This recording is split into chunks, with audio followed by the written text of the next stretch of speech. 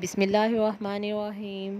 السلام علیکم اسٹوڈنٹس، امید ہے آپ سب خیریت سے ہوں گے۔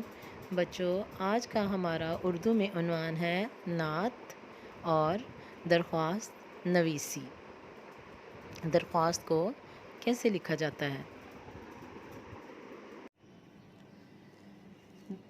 درخواست برائے دوبارہ داخلہ تحریر کریں۔ بخدمت جناب پرنسپل صاحب، ام المدارس ماڈل اسکول فیصل آباد۔ بچوں، جب بھی آپ نے درخواست لکھنی ہے تو سب سے پہلے درخواست کا سرنامہ ہوتا ہے، یعنی یہ درخواست کا سرنامہ، اس کے بعد اس کے آداب و القاب ہوتے ہیں، اس کے بعد اس کا نفس مضمون، اور آخر میں درخواست کا اختتام ہوتا ہے۔ سرنامہ میں ہم لکھتے ہیں کہ ہم نے جس کو درخواست لکھ رہے ہیں، یعنی ہم کس کو، اپنے پرنسپل کو لکھ رہے ہیں، تو ہم نے یہاں پہ پرنسپل صاحب لکھنا ہے اور ساتھ ہم نے اسکول کا نام لکھنا ہے۔ اس کے بعد ہم نے جناب عالی ڈالنا ہے، جناب عالی لکھنا ہے، اور اس کے ساتھ ہم نے یہ ندائیہ کا نشان ڈالنا ہے۔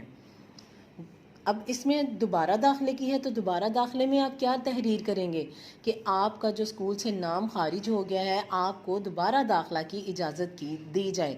آپ نے وجہ لکھنی ہے کہ آپ کا نام کیوں خارج کیا گیا۔ گزارش ہے کہ میں جماعت ہفتم میں زیر تعلیم ہوں۔ پچھلے ماہ میرے والد صاحب 10 دن بیمار رہے۔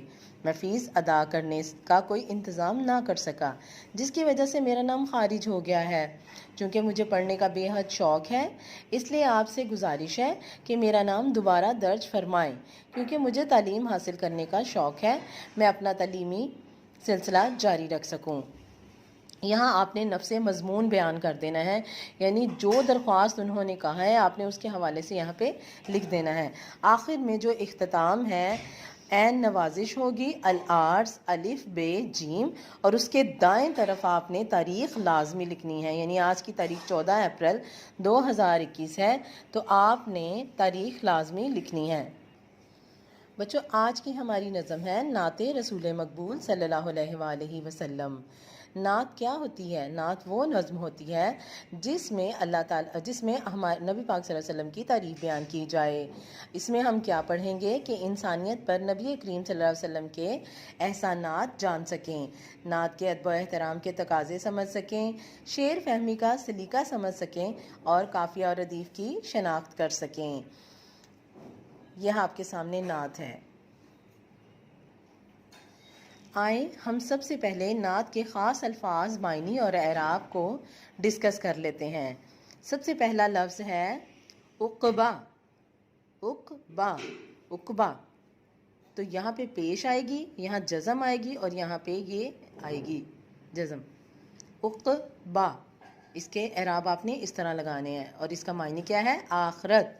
بزم جہاں، بزم تو ویسے بزم ہوتی ہے، لیکن اگر اس کے ساتھ اگلا لفظ آ جائے تو اس کو ہم پڑھیں گے بزم جہاں، دنیا کی محفل۔ شمع ہدایت، راستے کی روشنی۔ غافل، بے خبر، غافل۔